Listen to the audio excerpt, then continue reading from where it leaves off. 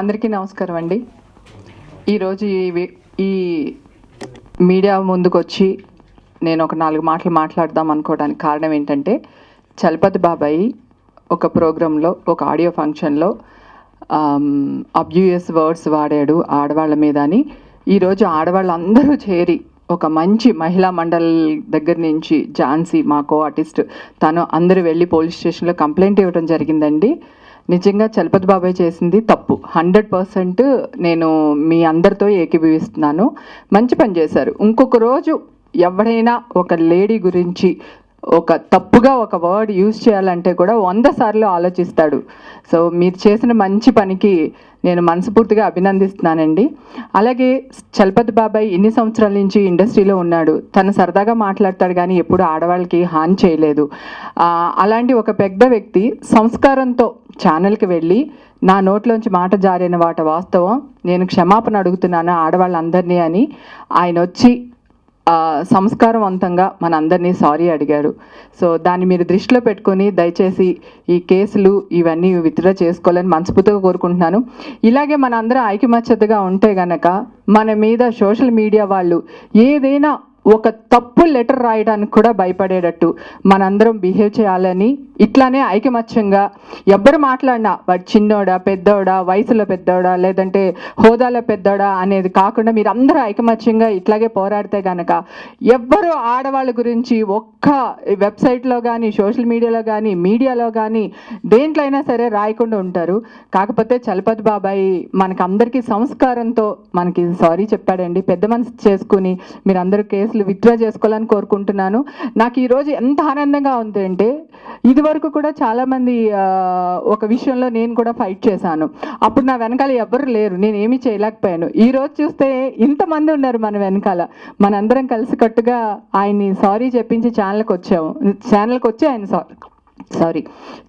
ఆయన సారీ చెప్పాడు కనుక మీరు పెద్ద మనసు చేసుకుని దయచేసి ఆ కేసు విత్డ్రా చేసుకోవాలని మనస్ఫూర్తిగా కోరుకుంటున్నానండి. బాబాయ్ మనసు చాలా మంచిది, మంచోడు. Please, thank you. మా అసోసియేషన్ వాళ్ళు కూడా అంటే ఇప్పుడు ఝాన్సీ కూడా తను మాకు చాలా పెద్ద సపోర్టర్ అండి.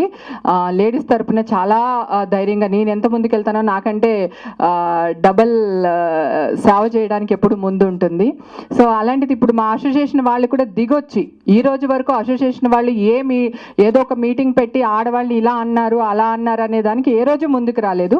కానీ ఈరోజు మా ప్రెసిడెంట్ గారు, మా నరేష్ గారు ముందుకొచ్చి ఇక్కడి నుంచి ఎవరైనా సరే ఒక అబ్యూయస్ వర్డ్ ఏదైనా సరే తప్పుగా ఆడదాని గురించి ఒక బూత్ మాట మాట్లాడినా సరే సభ్యత్వం క్యాన్సిల్ చేస్తామని వాళ్ళు మీ సభాముఖంగా చెప్పడం జరిగింది. ఈరోజు నేను చాలా పెద్ద అచీవ్మెంట్ చేసిన అంత హ్యాపీగా ఫీల్ అవుతున్నానండి. మనందరికీ కూడా మీరందరూ సపోర్ట్ చేయడం మాకు చాలా ఆనందంగా ఉంది. సో ఇక్కడి నుంచి మా వాళ్ళే కాదు, మీ వాళ్ళు కాదు, ఎవరైనా సరే ఆడవాళ్ళ గురించి మాట్లాడేటప్పుడు 100 సార్లు ఆలోచించండి. మన అమ్మ గురించి రాసేటప్పుడు ఇట్లానే రాస్తామా, లేదా మన అమ్మ గురించి మాట్లాడేటప్పుడు ఇట్లానే రాస్తామా, ఇట్లానే మాట్లాడతామా, అలాగే నా చెల్లి గురించి, నా భార్య గురించి ఇట్లానే మాట్లాడతామా అనేది ఒక్కసారి వెబ్ మీడియా, సోషల్ మీడియా వాళ్ళు కూడా ఒకసారి ఆలోచించి రాయమని దయచేసి ప్రార్థిస్తున్నానండి. ఇక్కడి నుంచి అలా కాని పక్షంలో మా వెనకాల ఉంది మా అసోసియేషన్ ఏమంటారు మహిళా మండలి సభ్యులందరూ మా వెనకాల ఉన్నారు. తర్వాత మీ ఇష్టం. ఇది వార్నింగ్ అనుకోకండి, రిక్వెస్టే అనుకోండి. స్టార్టింగ్ కదా, రిక్వెస్ట్గానే అడుగుతున్నాను ప్లీజ్. అలాగే ఎవ్వరూ కూడా ఆడవాళ్ళ గురించి పిచ్చి మాటలు మాట్లాడకండి. గతంలో చాలా జరిగినాయి, ఇక మీదటి జరగకుండా చూసుకోవాలని మనస్ఫూర్తిగా కోరుకుంటున్నాను. Thank you ladies. నాకు ఈవేళ ఒక పెద్ద అచీవ్మెంట్ చేసినట్టుగా ఉంది. నేనే ఒక ఆస్కర్ అవార్డు అయితే ఎలా ఉంటుంది, నేనే ఒక సీఎం అయిపోతే ఎలా ఉంటుంది అన్నంత ఆనందంగా ఉంది నాకు. మీరందరూ మా అసోసియేషన్ వచ్చి మీకు క్షమాపణ చెప్పిందంటే ఇండస్ట్రీ మొత్తం వచ్చి మీకు క్షమాపణ చెప్పినట్టే కదా. సో దయచేసి పెద్ద మనసుతో బాబాయ్ మీద కేసు వాపస్ తీసుకోండి ప్లీజ్. మనందరం కలిసి పోరాడదాం. మీకు ఎప్పుడు ఏ సహాయం కావాలన్నా కూడా, అంటే నాకు సహాయం కావాలన్నా మీరు రండి, మీకు ఏదన్నా ఎవరైనా లేడీస్కి సహాయం చేద్దామంటే కూడా నన్ను పిలవండి, నేను వస్తాను. Thank you so much ladies.